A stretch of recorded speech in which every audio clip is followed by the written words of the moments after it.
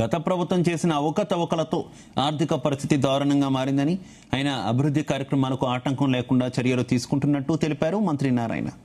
రాష్ట్ర వ్యాప్తంగా మున్సిపాలిటీల్లో 32,000 కోట్లతో అభివృద్ధి పనులు చేస్తున్నామని చెప్పారు. జనాభా ప్రాతిపదికన మున్సిపాలిటీలకు నిధులు కేటాయింపు జరిగాయని, నిధులు కేటాయించినందుకు సీఎం చంద్రబాబుకు ప్రత్యేక ధన్యవాదాలు తెలిపారు. రాబోయే 2 ఏళ్లలో ఈ పనులన్నీ పూర్తి చేసేలా ముందుకు వెళతామన్నారు. ఇక ఎన్టీఆర్ జిల్లా కొండపల్లి మున్సిపాలిటీ పరిధిలో మంత్రి నారాయణ పర్యటించారు. ఎమ్మెల్యే వసంత కృష్ణ ప్రసాద్తో కలిసి డంపింగ్ యార్డ్ పరిశీలించారు.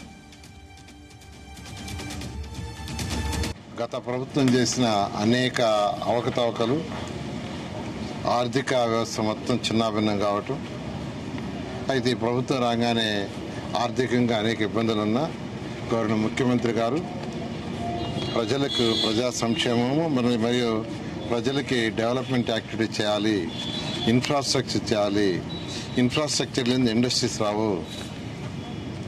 అదేవిధంగా లోకల్ బాడీస్ ఏదైతే మున్సిపాలిటీస్ కావచ్చు, పంచాయతీలు ఉన్నాయో వాటిల్లో కూడా వాళ్ళకి ఇవ్వాల్సిన బేసిక్ ఇన్ఫ్రాస్ట్రక్చర్, తాగటానికి స్వచ్ఛమైన వాటర్, అదేవిధంగా ప్రతిరోజు ఇంట్లో నుంచి వచ్చే చెత్త చెదారంతా తొలగించడానికి సాలిడ్ వేస్ట్ సిస్టమ్స్, అదేవిధంగా వర్షాకాలం వర్షాలు వస్తే నీళ్లు పోవడానికి చక్కటి డ్రైన్స్, రోడ్స్, లైట్స్, ఇవన్నీ బేసిక్ ఇన్ఫ్రాస్ట్రక్చర్.